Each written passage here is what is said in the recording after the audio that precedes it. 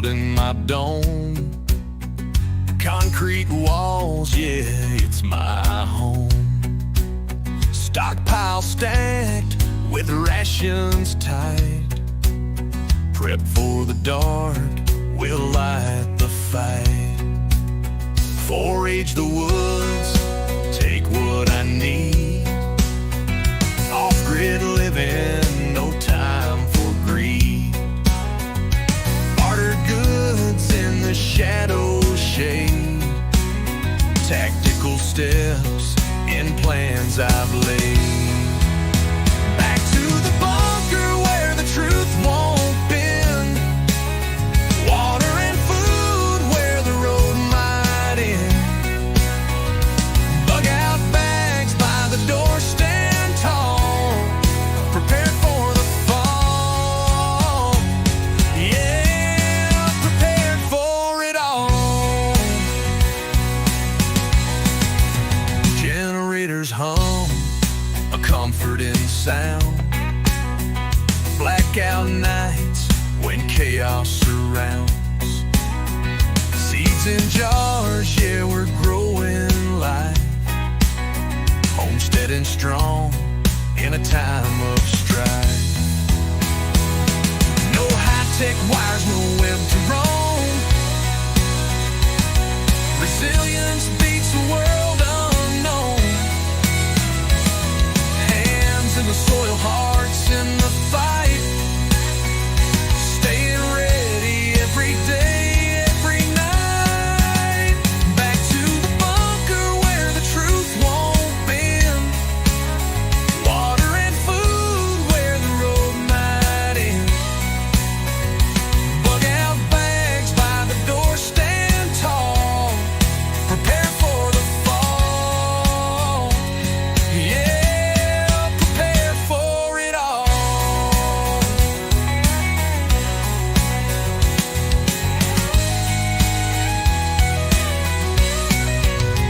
Back through the bunker where the truth won't bend. Water and food where the road might end. Bug out bags by the door, stand tall. Prepare for the fall. Yeah, prepare for it all. Prepare for it all.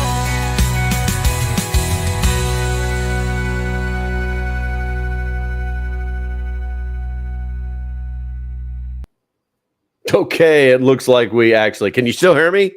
I can hear you loud and clear, man. Outstanding, outstanding. All right, guys, thanks for hanging out with us tonight. I have James IC, which will be a story he tells here shortly, in the chat tonight.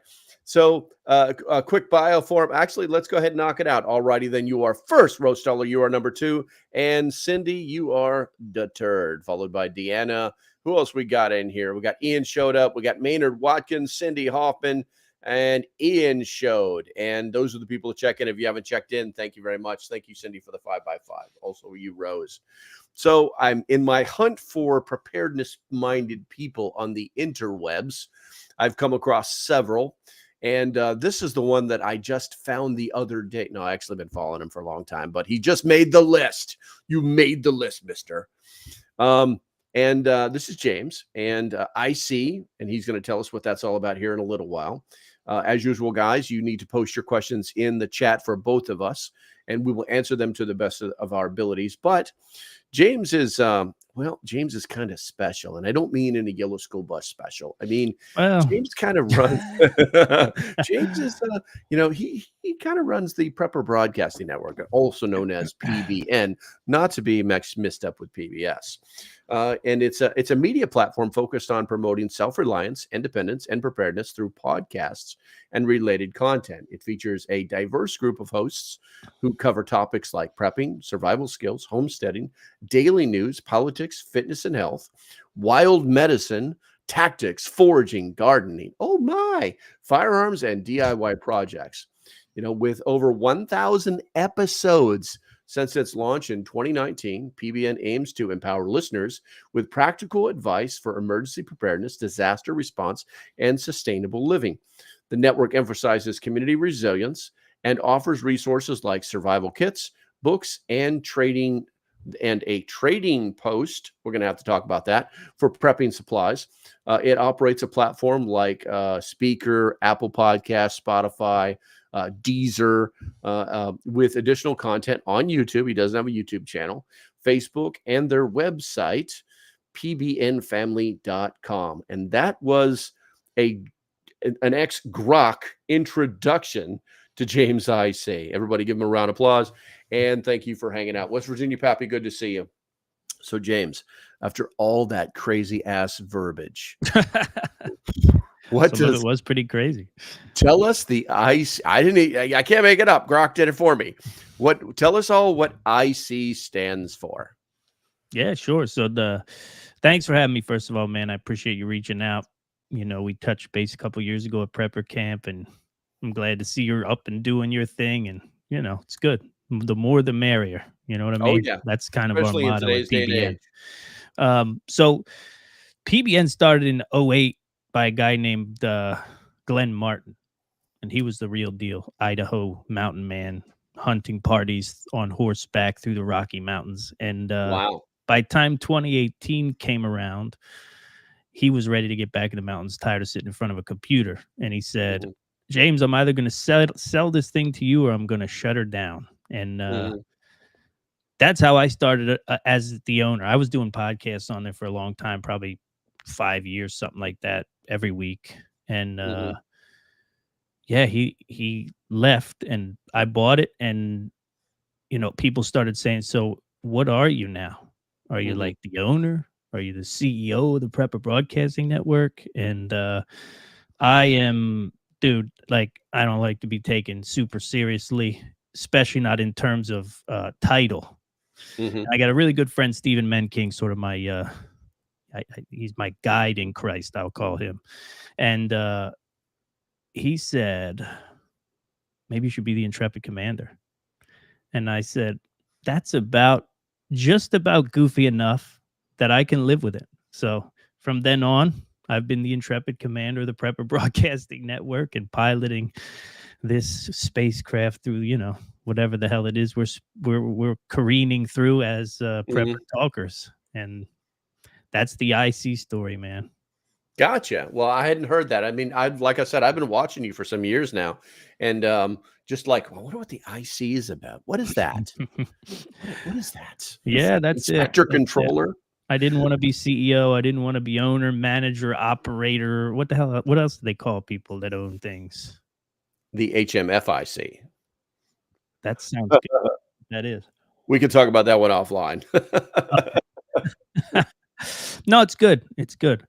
It fits. Yeah. And I guess I guess there's a lot of people probably like you out there, man, looking at those two letters and not knowing what they stand for. Yeah, I mean, I just like, I wonder what, but so it's like when you're watching PBN and you're on stuff, it's like I'm watching you, I'm listening to you, I'm trying to learn something or just figure something out. And then my brain's like, what's IC? No, pay attention to this guy. Who cares? We'll ask that later. Yeah, I mean, you get deep enough down the rabbit hole, and that's how a lot of people refer to me, which is always funny. My kids, they love that. They love hearing that their father's name is the intrepid commander, his title, or whatever. They just, I have two boys, so they will just rag me into a corner, which is kind of what I wanted. It's why I took the name on, to be honest. Do they like run around the house? Intrepid commander said. No, but that would be kind of fun, actually. I'd dig that. Definitely. But they're young yet. Tactics change, you know, over time. Yeah, there you go. So what got you into the preparedness space? Oh man, yeah. So all this cool stuff that you just said, whatever parts of it were true and weren't, I'll just pretend like it's all true because it sounded really good. You know, before, when I got married and when I had my first kid, I was just a chef, musician, fisherman. Chef, literally, musician, like fisherman. That's it. Okay. Like that was the full extent of James Walton's skill set in life. Yeah. Like I could catch a trout on a fly rod, cook you anything you want to eat, and play guitar and, you know, whatever else. But that was it, man. I had a wife, I had a kid. We got hit by a hurricane. I didn't know what the hell I was doing. I had no business probably even being married, to be honest with you. My wife was very forgiving. Couldn't even fight. I couldn't even protect Mhm. her. I didn't even know how to throw a punch. And it was it was standing here looking out my back windows, these ones, holding my newborn and going, like, the trees are bent perpetually for like 6 hours straight. It was Hurricane Irene here in Richmond, Virginia, and Mhm. going like, oh, like, you are such a damn failure. It's unbelievable. Yeah. When I moved into this house, right, my father-in-law comes over and gives me a hammer. And I was like, oh, this is my first hammer. I'm like 25. I think I was 26 when I had my first son. He gives me my first Wow. hammer, dude. I'm like, oh, cool. I got to put this away because I had a temper. I did have a good temper. That's one skill that I Mhm. also had at that age. But so yeah, from then on, it was well, really, it was PBN fundamentally. I Mhm. heard a commercial on PBN. I started listening to prepping everything, prepping podcasts. There wasn't really much on YouTube and stuff like that yet that was Yeah. watchable. But I was watching Discovery Channel all the time. I was watching Doomsday Preppers. I was Mhm. watching like those cool, they're still kind of cool, those like EMP specials, and when the comet hits the earth special, and urban Yeah. survival specials, all that kind of stuff from back in like 08, 07, maybe, not probably 09ish. And yeah, I just on a whim just started doing a podcast, because I Yeah. always was good with mics. I was like a garage band lead singer, and okay, I got presence, I can pull this off. And just the one thing I'm really good at, local prep, I'll tell you what, is consistency, dude. Like, that's my superpower, and that's how I've gotten Oh, everywhere yeah, in you're life. on there all the damn time, man. I'm like, I don't even have time to like, what's he doing now? That's What what the I'm hell's he really good talking at. about? I'm Sisyphus, dude. Like, I get in front of behind something, and I'll just push it. I'll Mm. just keep pushing it head down. And that's what happened. And like I said, I started freelance writing once I built up enough knowledge. And then I was like, oh, I might be able to jump out of my actual career and just become a writer. Mhm. Thank God that worked. And Yeah. then this opportunity with the network came along, and God only knows where we'll go from here, man. Gotcha. You know. So you were a writer as well? Oh yeah. Yeah. Yeah, I that freelance Grok didn't write. tell me any of that. What'd Yeah, you write? Grox. Oh, well, personally, I write all kinds of stuff, but the business side of it, the freelance writing business side of it, is fundamentally outdoors prepping survival content, Gotcha. fishing Okay. outdoors, prepping, hunting, that kind of stuff. Um, yeah, it's been awesome. A few good clients have held me down over the years, and like I said, allowed me to what it really allowed me to do, and the reason I really did leave the sector, the private sector, if you will, more than anything, Mhm. was I had my second son at the time, and I just realized early on, man, like, I'm gonna get about 10 years with each of these kids, and that's it. And Yep. then you drift, and then the great drift begins. Yep. And dude, I was there for all of that, like, I didn't miss anything. It was my oldest is, I mean, youngest rather, is about to turn 10 in October, Okay. and mission accomplished. You know what I mean? I was just it was the most worthwhile thing I could have done.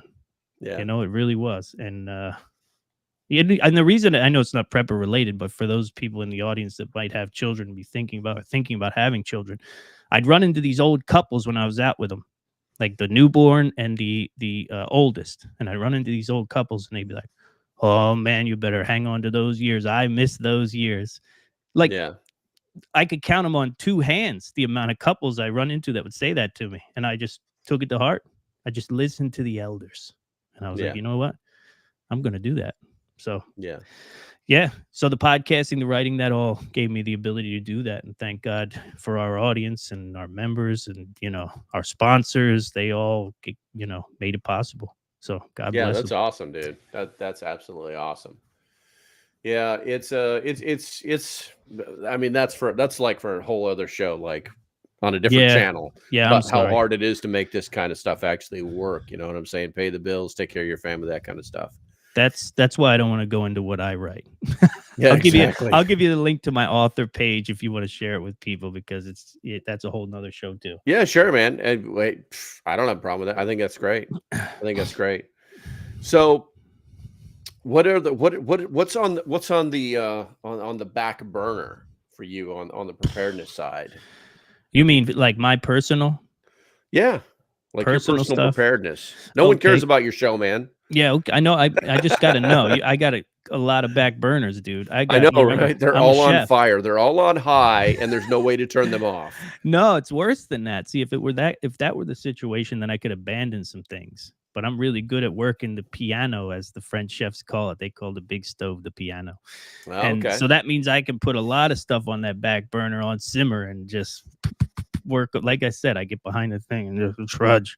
So Yeah. I should have been in the military, probably. I'd have been good at marching. But anyway, so personally, I've got a really interesting thing that we're about to take care of that is one of the least sexy prepper things of all, that I just never even saw it coming, even after I kind of got woke, if you will, Mhm. in the prepping world. And I live in a wooded, like not a subdivision, a wooded neighborhood. And the trees have grown to the extent where they have like really decimated my garden for the past 2 years in terms of sunshine. Yeah. So one of the biggest things we have to do is get those trees trimmed, and we have like multitudes of them that are blocking the sun right now. For years we had really Yeah. great gardens, and now we like working down and down and down to this little sliver of a Yeah. garden, that that kind of thing. And it's just, as you get further down the prepping path, I'm sure you see this kind of stuff. It's like all these long-term management things start popping up, right? Like the other big one that I'm always battling is storage. It's like, Yeah. where can I stick something else? You know what I mean? Where can I put something where luckily we have another place. So it's like, but you want things to be here mostly at your survival headquarters. You don't want like everything to be a car ride away. Yeah. So there's that. It's, it really feels like the maintenance years of the many Yeah. things that we've put in place over the years, that we're really working on lately. Yeah. And that's one of the things too, because when I talk to preppers during the lives, I normally do like one like flat out just regular old live stream a week. And where I answer questions or I'm talking to them. And it's like you kind of get like you come to the realization that you're in like constant maintenance. Oh yeah. You're like, okay, what day do I charge the batteries? And it's that you giggle too, because you know what I'm talking Oh about. yeah, It's, man. son of a bitch, all these gadgets I have that have to be charged all the time and just in case, Yeah. It's the battle of attrition, man. I'm telling you. That's what it feels like a lot, is that battle of attrition. Where are we at on this? Where are we at on that? Those kinds Yeah. of things. But yeah, I mean, it's either you do it or you don't do it. If you don't do it, it won't happen. Yeah. That's kind of how it works. It's everything that I do on a day-to-day basis, I look at it that way. Mhm. Fitness and health and diet and all that kind of stuff, that day-to-day war. I mean, I could argue that that's probably my strongest asset in the whole prepping thing, is that focus on fitness and health, because it's the chassis for everything. We Yeah. just did one of the hosts and myself just did a 12-mile overnight bug out kind of for him test. Okay. Through the Appalachian Trail in the dark of night, which was pretty hilarious. Yeah. And I mean, we just cranked that thing, man. We cranked that thing. It was one of those, perfect James moments where it was like, what are we doing? We're going from A to B and we got to get Mhm. there with these bug out bags on. Okay, well, you may want to tether yourself to me because we're going to get this done pretty quick. And we suffered for it, but it was just a reminder, going through Yeah. that sort of physical anguish. It was like, I don't know how many people could pull this off in the time we pulled it off. And that's like a core element of prepping, right? Is like, I'm going to bug out. I'm going to put a bag on my back. I'm going to bug out. Yeah. And, you cover 12 miles. That's a lot. Now, we did cover insane elevation up and down, too. So, Yeah, I was about to say that green tunnel's no joke, man. I've been up there several times. And we were going to try and do the Triple Crown. And that is just, You got to really be motivated in order to make that happen. It's only 2 days, but you got to really be motivated to make that happen. Yeah. What is the Triple Crown? I don't know it. It's it's part of the Appalachian Trail. But and you can start wherever you want to, but you've got what is it? Oh, I'm gonna lose my mind now. Help them McAfee's out, Knob. chat. McAfee's you got it. Knob. And yeah, Chad will definitely tell us what it is. You got McAfee's Knob, you've got, and then from McAfee's Knob, you go to, well, you hike up to McAfee's Knob, and then from there, you hike the ridgeline out to, what's the next big one? It's right on the same ridgeline. I can't remember it. It'll come to me in a second. But then you follow that down through the valley, you cross over the river, and then you go back up on the other ridgeline on the other side of the valley, and go back up across that all the way to Devil's Tooth. Okay. And so it's like 10 miles a day. And the elevation is no joke, man. The elevation, I know if you've been up there at all, if and I'm talking to the chat, if you've been up there and playing around in the elevation up there, it's no joke. It's no joke at all. So but yeah, and so here's, I'm literally like having a deja vu moment here, because you said that you're in the Richmond area. Yeah. And you said what the hell? You said something else too, and I can't.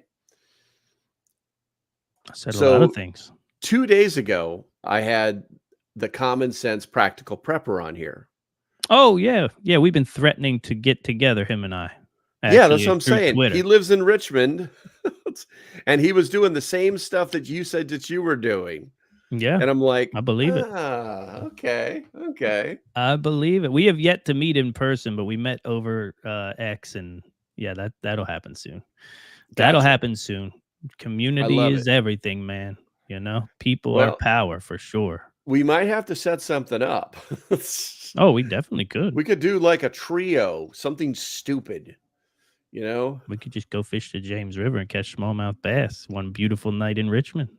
That's possible. I'm not much of a fisherman, to be honest with you. I know how to do it, but to me, fishing is, I never grew up on that. Yeah. So fishing for me is just survive. It's just another way to survive. Oh, I got you. So, well, it's a way for me to survive too. There you go. Just a mental stimuli that I need from the time to time, I got it, man. Some people love that. Some people love that. That is like their release, fishing, and it is what it is, So with all that said, looks like we're moving up on half an hour, and everybody on the live stream knows what that means. Guys, if you have questions, you need to start putting them in the chat. And I know you have them, so don't be screwing around.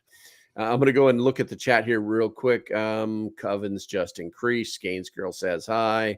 Watching you from the People's Republic of Michigan. Got the radio. Thank you. I unlocked. Okay. So Cuck V is saying that he finally got the radio that I sent him. Yeah. The one of the giveaways I gave away like a UV5R or something like that. Unlocked. It should have been unlocked already. I see you gave away the EMP shields. Nice. Oh yeah. That's a good little item to have. Well, I'm trying to give away the stuff as fast as I can. But it gets a little tricky from time to time. So last year, right around Hurricane Helene hitting, we had scheduled in the month of October an event called Prep Stock. And I remember you talking about that from the get-go. Yeah, I mean, we had all the big sponsors. They sent us all sorts of stuff that we were going to give away, and then this hurricane comes through and just destroys the park that we're going to go into. just destroys this pristine, beautiful lake park in Western North Carolina, and so a lot of it's just sitting in boxes here in the eastern shore of Virginia. And the other half of it is sitting over at Jester's, and he's like giving it away. But anyway, so I'm trying to give it away because it was meant to be giveaways. It's not my stuff. You know what I'm saying? Sure. And I've just, it is what it is. It is what it is. Just trying. Good opportunity. Yeah, I mean, and it benefits the preppers too, because like that's a high value item. I was talking to the guy that won that. He's actually in the chat right now. He's my friendly neighborhood Canadian. He's my favorite Canadian. And and he won that. And that's the one thing, you know, it's like on his prepper bucket list. That's the one thing he really wanted. And so it took a long time to get there. They paid the tariffs. He won it. He was just ecstatic. He posted it in the Discord. He's like, you know, he's like losing his mind because he finally got this thing. And so he went on like the old interwebs, and he priced it Canadian $630 something. I'm sorry. I know that is What? absolutely crazy. Yeah, I'm gonna $630 something. Grief. Yeah. So he's got it. He's going to install it on his. I think he said it was a Rav or Rogue or something like that. He was all jazzed about it. Alan, if you're in here, say hey. Show us a Canadian flag if you're in here, Alan. I know you're in here. He was like the first guy to like pop into the chat like 8 hours ago. Oh man. Yeah. Yeah, that's somebody in Canada needs to go into the business of EMP shielding, I guess, if they're charging $600 for an EMP shield up there. Yeah, well, that's just it. It's not. It's because they have to pay all the tariffs, and then they have to pay like the transfer fees, and they just have some incredibly crazy stuff going on up there. But that is the truth. it is. I was talking to him today. So just before this live stream, I do a weekly members only Discord meeting with all of them. It's like cool. like this. It's like Zoom, but it's on Discord.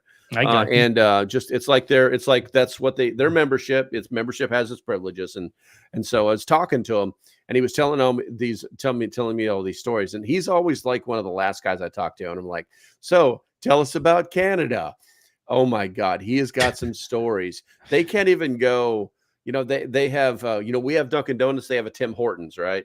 Yeah. Well, the Tim Hortons are very different in the way that they're local. It's like a local coffee shop with a national brand. Dunkin' Donuts is just where I got my bagel and drove through. That kind of thing. But people like, because he's conservative, people like really hate his guts.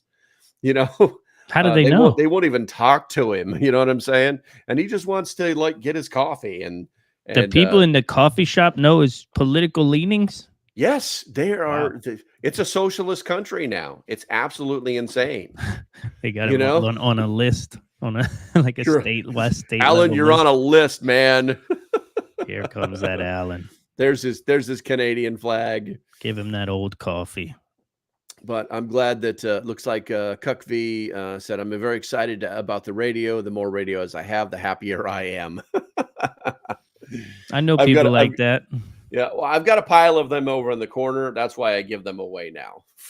My radios work just. He says $678 on $678.98 on Amazon for an EMP shield in Canada. That's crazy. Absolutely crazy. God. Yeah, I heard years and years and years ago. Actually, I think it was from the Tool Man, Tim Cook. You should get him on. He's great. I know Tim. I've met Tim before. Yeah, Tim told me that the cops could come in your house and look in your gun safe whenever they want. And I said, oh, well, that's all I need to know about Canada. Yeah. There's nothing else I need to know. Well, I can see where your first problem is. Yeah. And that's it. Well, Alan was telling me basically guns are almost basically outlawed in Canada now. Oh God. Well, this was years ago, so it may be much worse now. Who knows? Oh, it is. It's so much worse. It's so. I think Alan calls it the what is it? Trudeau like Captain Sparkle Toes or something like that. He's not bad. He's really not liked up there, even by his own people. They really don't like him. All right, so getting on to the more preparedness. Okay, guys, we've reached the center of the, and I never tell the guests I'm doing this, so I just spring it on them. We've reached the halfway point of the show where you know what you have to do. If you love your country, put a 1 in the chat. Erica, I'm going to drink some apple brandy tonight. I'm going to talk some smack. I'm going to read you some stuff because this is an educational channel, and I'm going to pay the bills. And as soon as I figure out what button I'm going to push, that's what's going to happen. Time to get serious, guys. Come here. What if the medical kit you carry could be trusted to save a life every single time? I'm here to tell you about Refuge Medical, an American company that's redefining what it means to be prepared. Now, Refuge Medical is proudly 100% American, based in Oklahoma.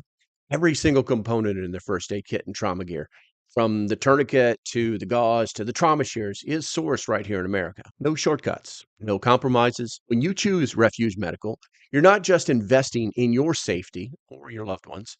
You're supporting American families and rebuilding American manufacturing, which is kind of important right now. Now, why are Refuge Medical kits the best on the planet? Well, it's simple. Because they're field tested and trusted by professionals and built to exceed military standards. Why settle for less when you can trust the best? Choosing Refuge Medical, American made, unmatched quality, and guaranteed for life. Just smart. Refuge Medical isn't just about gear, it's about giving you the confidence to act when it matters the most. Back to the show. There Not we bad. go. There we go. It's still too long. Well, it used to be 2 minutes long. And your audience was like, yo, Uh, okay, trim that one a little Alrighty bit. says Captain Sparkle Socks. Sparkle Socks is better than Sparkle Toes. I like that better. Gotcha.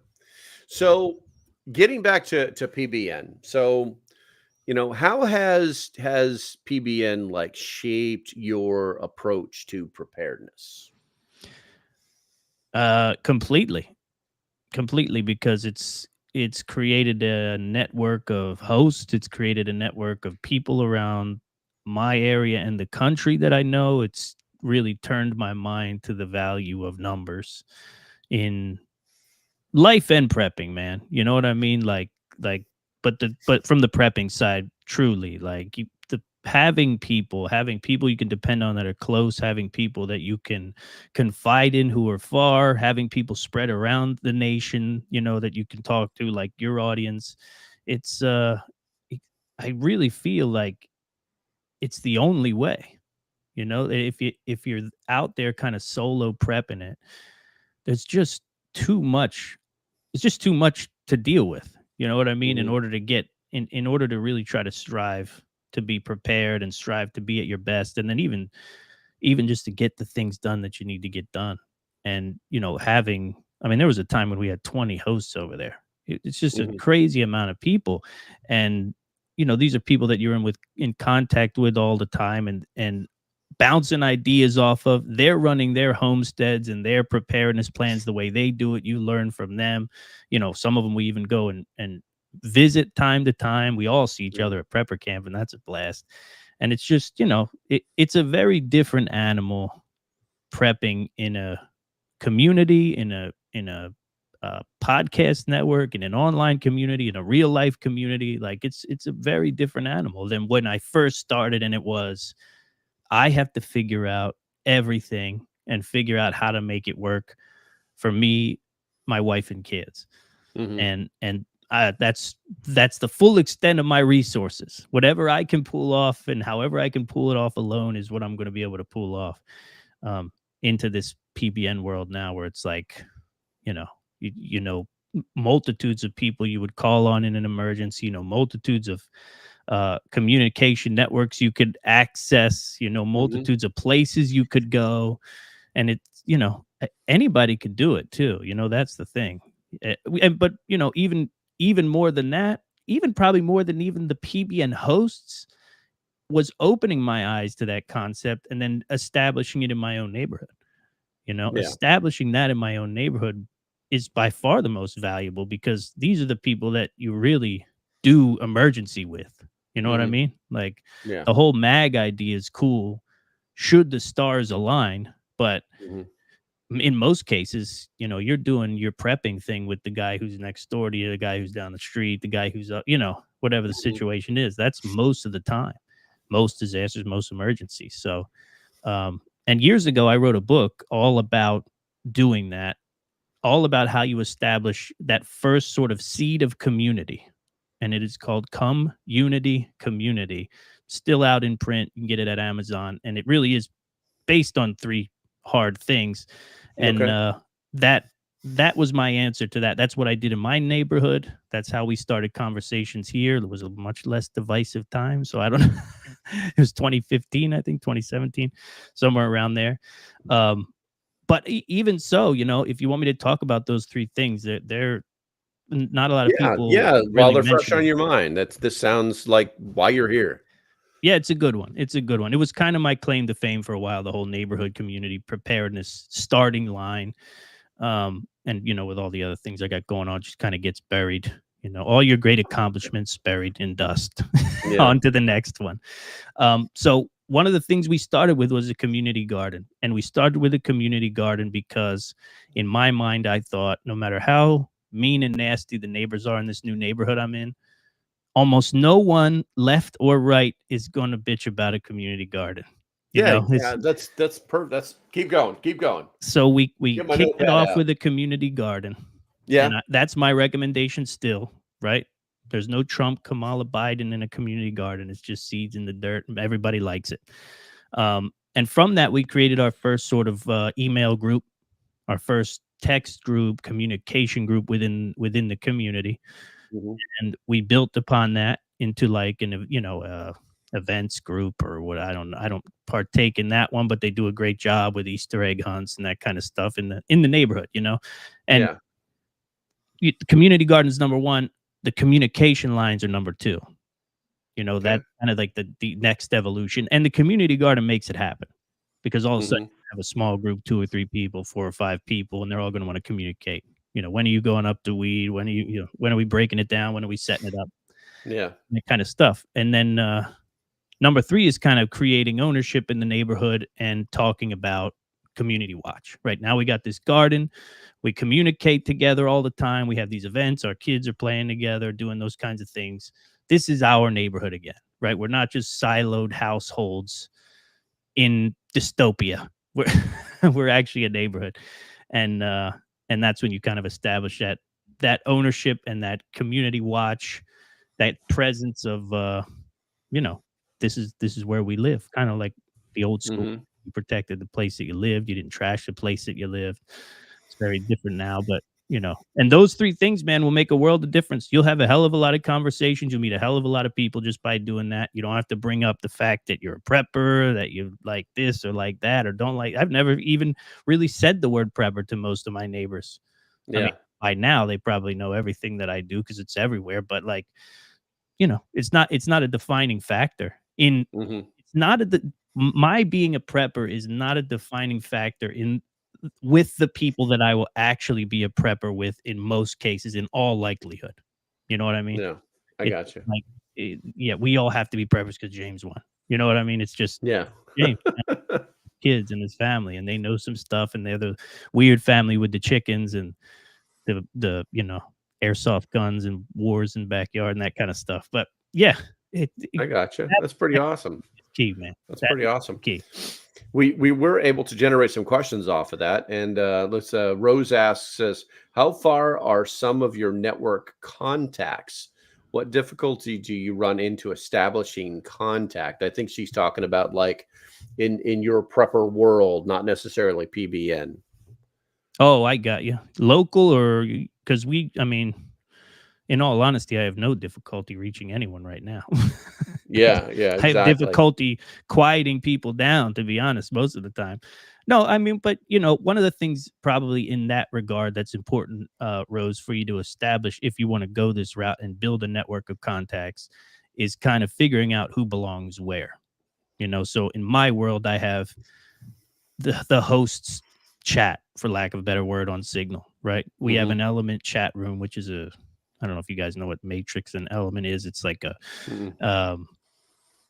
it's basically an encrypted chat room, sort of like Signal, probably older than Signal and all that. But we set it up because we got kicked off of Discord years ago.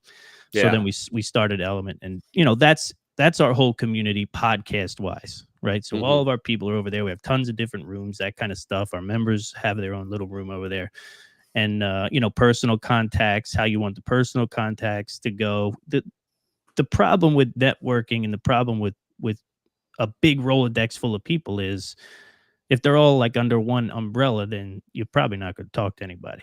Or if you do, it'll be Mhm. by chance. Like, oh, I talked to Yeah. Eileen in a while. Let me give her a call.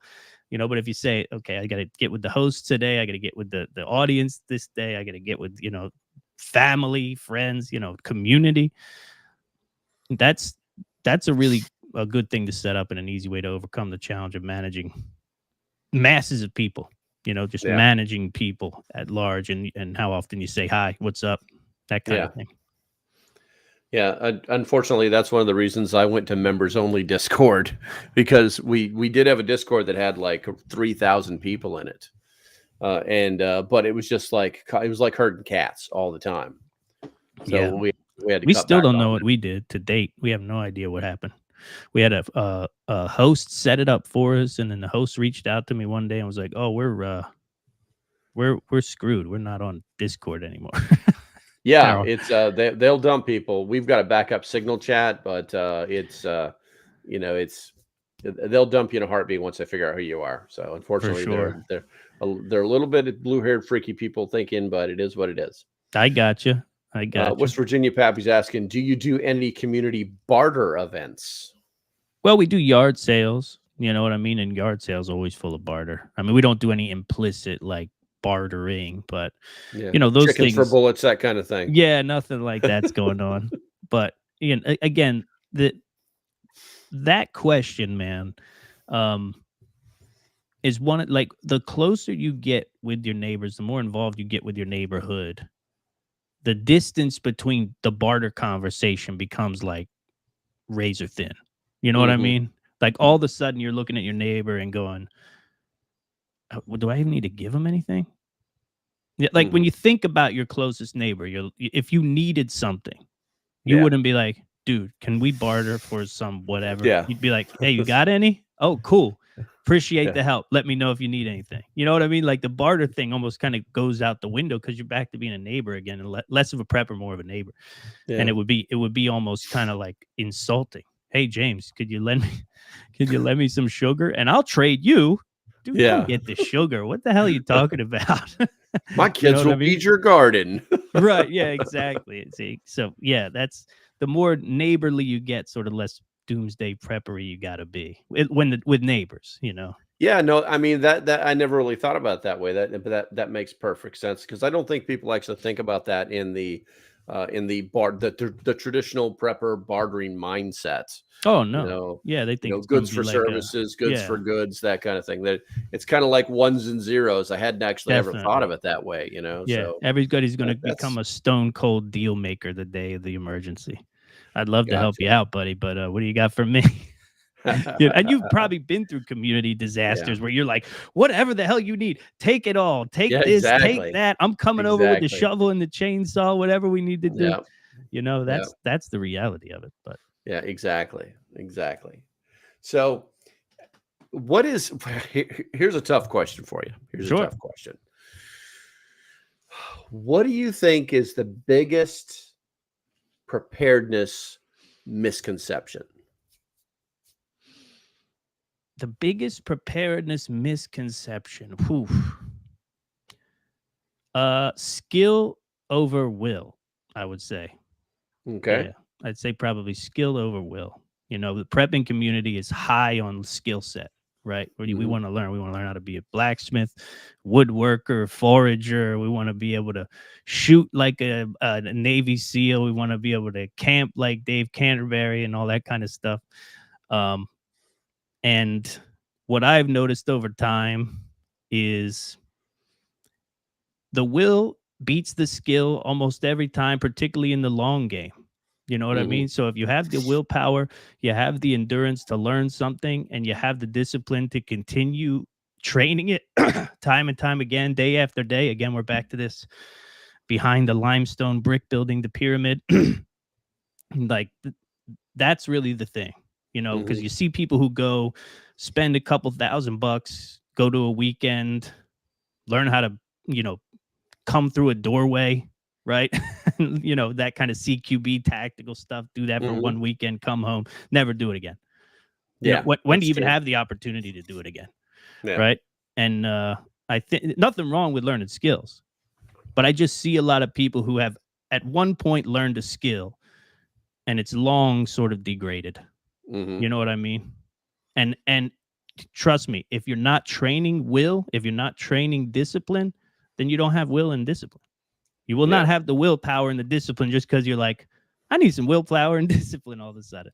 You know Yeah. what I mean? Like you have to wake up and do things and prioritize things that suck, like working out. You have to one thing we do at PBN now, because this is how much we love the suck, is we do like quarterly 3-day fasts. Mm-hmm. Quarterly 3-day fast, probably a 3-day fast is probably one of the best ways to see what kind of willpower you got. In Very all true. honesty, 72 hours, no food. Very quickly, you'll understand. Oh, I'm eating at the 12-hour mark. I got work to do. You know what I mean? Like you're Yeah. not even close to starving. You're not even Yeah. close to starving at 72 hours. I mean, Yeah. my hosts, one of my hosts, Ben the Breaker, the Banksters, fasted for 3 days before we did the 12-mile bug out hike. Hiked it, Wow. fasted 12 miles, 6 hours is what it took. And I mean, he was hurting at the end, but it was very impressive for sure. But Mm-hmm. yeah, will over skill for sure. Willpower is the Gotcha. worst and the most boring and terrible thing that you could train. It's not cool. You can't post it on Instagram. You know what I mean? It's Yeah. just a grind every day. Can you get up Mm-hmm. and can you grind and do that thing that you don't want to do, or that list of things that you don't want to do? And over time, you'll become unstoppable, because that's it. You'll have the willpower to do the things that nobody else is going to do longer than anyone else is going to even want to do them. You know what I mean? So Yeah. that's Yeah. I mean, the superpower that's out there for everyone to grab for yeah. $0 and 0 cents. Yeah, exactly. It doesn't cost you anything. I mean, other than time. Yeah, That's the that's it. only thing that you never get back. But if that's your burden, then yeah, you definitely need to carry it. It's that easy, because a lot of people, I mean, I'm starting to get up my age, and my life was all about keeping up with 18-year-old kids, you know, Sure. and even years after that, I still did the same thing. But it's like, do you have the will to accomplish what needs to be accomplished? And yes, there's a lot to be said about skill. You know what I'm saying? Oh, Um, definitely. I'm not discounting yeah, it at all. I'm just yeah. saying an I just don't want overemphasis people to on it. misinterpret what you're saying, because I understand what you're saying. You know what I'm saying? People might misinterpret it as like, I don't like, skill's not that important because I can power through it because I know. Well, skill doesn't, if you can't cut, if you don't now know how to be, if your job is to be a carpenter, you know what I'm saying? And you don't learn how to be a carpenter and you don't use those For skills, sure. you Yeah. can't just will your way through it, because Right. everything you make, when you cut at 45-degree angles, it's all going to be wrong. Yep. You know Oh, what I'm definitely. saying? Yeah. And over time, you might figure it out. Yeah. But It's willpower is what's different. required to wake up every day and be like, I really like being a carpenter. I better cut some 45-degree angles today. Yeah, You know? One of the early exactly. weird skills that I learned was shooting a recurve bow. Like it was one of Okay. those weird things. I don't know why I bought a recurve. When you're Uh-huh. early on in prepping, you do crazy It was stuff the that first makes no bow I ever sense. had. Go ahead. So, same thing, right? You start shooting 23. I think I shot like 23 or something arrows Mhm. almost every day for like 6 months or something like that to learn how to shoot this bow. Mhm. And well, how do you get out and find time and, oh, I don't have time and, oh, I'm tired and all that kind of stuff to nurture that skill unless you have the will to go out there and do it all the time, Yeah, you have and to want it. yeah, that's it. Well, not more than want it. There's tons of people that want it. Everybody Mhm. wants it. You know what I mean? You have to go do it. You have to find the time and the will to do it. I mean, there's just so many people, man, that I run into that are just that. They have the want. Like the want is there for sure, but Mhm. there's always something in the way of the want. There's Yeah, a like everybody's got lots of wants. They got bags full of wants. that's right. Yeah, that's They right. got waterproof cases. They got Pelican cases full of wants. Yeah. Yeah, that's it. So that's what but that's an example of what I mean by skills and will, right? I You got can you. the skill will dissolve if you don't have the will to keep it up. And I just don't hear a lot of people talk about it. I don't hear a lot of people talk about training in it, how to get, more willpower, how to get a stronger Mhm. sort of level of discipline in your life and that kind of Mhm. thing. And to me it's been the thing that's pushed me along more than anything, you know? Yeah, I got you. I got you. Okay, let's see. We're running up on the end of this, but I got one more question for you. So, how do you, you running PBN, making sure that all happens, 2 boys, wife, the family, all that crazy stuff. How do you prioritize your prepping essentials? Oh, well, I mean, at a certain point, if you're smart about it, like you build this stuff into your lifestyle. You know, Hmm. you live a prepared lifestyle. Food storage becomes a revolving door that you eat what you buy, right? And you rotate through your stock and it just goes Hmm. on the dinner table. And so you have to go to the store and buy it to replenish it. You know, the majority of our food storage is stuff that I buy and pack. You know what I mean? Hmm. I'm not a big freeze dried, ready made meal type of guy. Yeah. Chef, you know what I mean? I cook Yeah. every night. And so the chickens, the gardens, all those things, the everyday carry, the carrying a concealed weapon, all this stuff, you build it into your life so that day to day, um, you're on it, and I'm Hmm. a very easy guy to figure out my weak points because if it's not in my day to day, it's likely a weak point, right? Radios, communications. I got people for that who are complete wizards. You know what I mean? Yeah. Because I don't get on a ham radio every day. Yeah. I'm Exactly. never gonna get on a ham radio every day. There's never gonna be me like, yo, it's call sign IC on the ham Yeah. radio, put it down. So I try to build as much of it into lifestyle as possible so that again, routine every day, I'm getting reps on things that are important to me. And yeah, that's how we hold it down in the Nice. busy world. That never seems to stop. I just realized I have another live stream I have to get ready tomorrow, and I have no prep done on it at all. But looks like Ian just threw another question in there. He had asked this earlier, but kind of skimmed over it. He wants to know what was the name of the book that we were talking about before. Oh The yeah. one you wrote that's got the three things. What was the name of that? The name of it, and obviously the author's name, which would be you, James something. Yeah, I'm James Walton, so you can go find all my books. They're all for sale at Amazon. You can look at my profile. It's called Community, like two words, community. And that's the one about community. Hmm. It'd be really cool to have a copy right here, but I don't. There's a bunch of colorful houses on it. It's like yellow houses and blue houses, and you'll see it. Where are we at here? We're gonna find it right now. There's a lot going on in that book, man.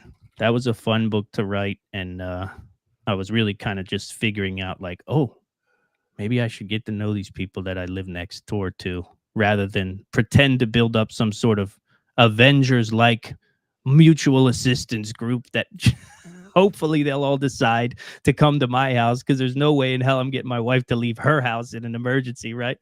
And my Yeah, kids to go sleep on a cot in some guy's, den during an emergency. So, yeah, gotcha. that was it. And just found it. Just found it. I gotta get this out to Ian real quick. Well, I There we go. appreciate the effort on your end, local prepper. Thanks for Yeah, I doing do that. that all the time. People ask the questions. It's like, why should I in this day of technology, why should I be like writing things down and going back and emailing people? I just find it and I just throw it out there. So, Well, I appreciate that. all right, let's see here. So Ian has been satisfied. He's also one of the members guys too. So they get God bless special the members, privileges. baby. They get special privileges. Yeah, no doubt about Okay, it. so I think that's going to be about it. You got anything you want to plug? Anything you want to say? You want to talk about PBN or anything? This is your opportunity. Like Yeah, come check you us don't do out. it all day long. We are, well, it's part of the gig, right? Yeah. So you can find all our podcasts everywhere podcasts are listened to. We do primarily audio podcasts if you're into that kind of thing, iTunes, Spotify, all that. You can get them all at prepperbroadcasting.com. And, for those of you who are here watching on YouTube, search us up, Prepper Broadcasting, over there on YouTube and follow us there. We will put you to work, though. I promise you that. So there's always things going on at PBN that we will do and we will struggle through, but we always encourage the audience to get involved and get to it because, like I said, it's back to that whole doing and willpowering and routining sort of thing. There you go. There you go. All right, James. So I want to thank you for hanging out with us, for giving us an hour of your life that you'll never get back. But it's greatly appreciated. We're definitely going to stay in touch. I've got a few other things to talk to you about when we're done with this. So I'm going to push a button and everybody else will go away. Dang. Guys. See ya, everybody else. Thanks for hanging out with us. We'll talk to you later. Stay safe. Have a great day. And I shall see you when I see you. Bye-bye. When central power rules the game, when thoughts controlled in freedom's name, when the governed lose to government might, tell me who's got the wrong kind of right.